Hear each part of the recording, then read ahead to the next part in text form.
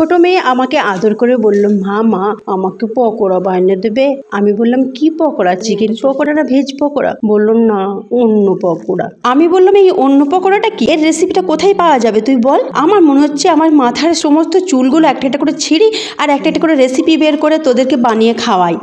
এবার আমি ভাবতে ভাবতে উঠোনে চলে গেলাম আর সেখান থেকে কিছুটা পেঁয়াজ পাতা ধনে পাতা তুলে নিয়ে আসলাম আর সেগুলোকে ভালো করে ধুয়ে ছোট ছোট করে কুচি করে নিলাম আর কাঁচা লঙ্কা কুচি করে নিলাম। আগে থেকে দুটো মাঝারি সাইজের আলুকে গ্রেট করে ধুয়ে শুকনো করে রেখেছিলাম, তার সঙ্গে মিশিয়ে দিলাম আর দিয়ে দিলাম 4 চামচ কর্নফ্লোর আর 2 চামচ বেসন, তারপরে কাশ্মীরি লঙ্কা হাফ চামচ, হলুদ গুঁড়ো, জিরে গুঁড়ো, লবণ আর চিলি ফ্লেক্স। এবার একটুখানি পানি দিয়ে ভালো করে এটাকে মেখে নিলাম আর তেল বসিয়েছিলাম, তেলটাকে হালকা গরম করে তাতে হালকা আঁচে মচমচে খাস্তা করে ভেজে তুলে নিলাম। মেয়ে তো খেয়ে খুব আনন্দ, বলল, মা তুমি কোথায় থেকে পেলে এই অন্য পকোড়ার রেসিপিটি? আমি বললাম, আমার মাথার চুলগুলো ছিঁড়ে ছিঁড়ে বের করেছি। আল্লাহ হাফিজ।